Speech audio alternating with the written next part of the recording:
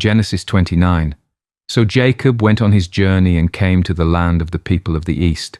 And he looked and saw a well in the field, and behold, there were 3 flocks of sheep lying by it. For out of that well they watered the flocks. A large stone was on the well's mouth. Now all the flocks would be gathered there, and they would roll the stone from the well's mouth, water the sheep, and put the stone back in its place on the well's mouth. And Jacob said to them, My brethren, where are you from? And they said, We are from Haran. Then he said to them, Do you know Laban the son of Nahor? And they said, We know him. So he said to them, Is he well? And they said, He is well. And look, his daughter Rachel is coming with the sheep. Then he said, Look, it is still high day. It is not time for the cattle to be gathered together.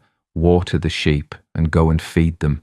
But they said, We cannot until all the flocks are gathered together and they have rolled the stone from the well's mouth. Then we water the sheep.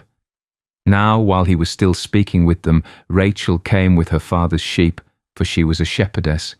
And it came to pass, when Jacob saw Rachel, the daughter of Laban, his mother's brother, and the sheep of Laban, his mother's brother, that Jacob went near and rolled the stone from the well's mouth and watered the flock of Laban, his mother's brother. Then Jacob kissed Rachel and lifted up his voice and wept. And Jacob told Rachel that he was her father's relative and that he was Rebekah's son. So she ran and told her father. Then it came to pass, when Laban heard the report about Jacob his sister's son, that he ran to meet him and embraced him and kissed him and brought him to his house. So he told Laban all these things. And Laban said to him, Surely you are my bone and my flesh. And he stayed with him for a month. Then Laban said to Jacob, Because you are my relative, should you therefore serve me for nothing? Tell me, what should your wages be? Now Laban had 2 daughters.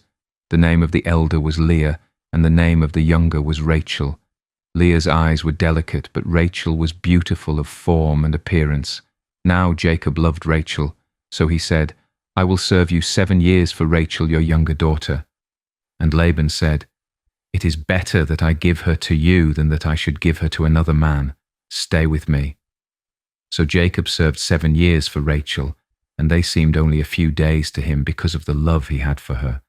Then Jacob said to Laban, Give me my wife, for my days are fulfilled, that I may go in to her. And Laban gathered together all the men of the place and made a feast. Now it came to pass in the evening that he took Leah his daughter and brought her to Jacob, and he went in to her. And Laban gave his maid Zilpah to his daughter Leah as a maid.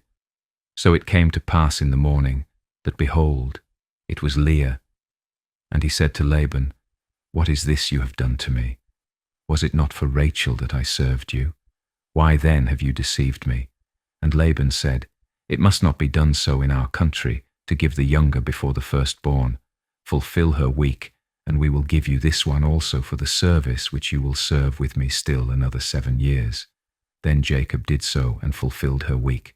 So he gave him his daughter Rachel as wife also, and Laban gave his maid Bilhah to his daughter Rachel as a maid. Then Jacob also went into Rachel, and he also loved Rachel more than Leah, and he served with Laban still another 7 years. When the Lord saw that Leah was unloved, he opened her womb, but Rachel was barren. So Leah conceived and bore a son, and she called his name Reuben, for she said, The Lord has surely looked on my affliction. Now, therefore, my husband will love me.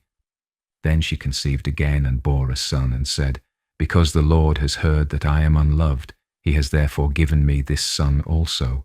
And she called his name Simeon. She conceived again and bore a son, and said, Now this time my husband will become attached to me, because I have borne him 3 sons. Therefore his name was called Levi. And she conceived again and bore a son, and said, Now I will praise the Lord. Therefore she called his name Judah. Then she stopped bearing.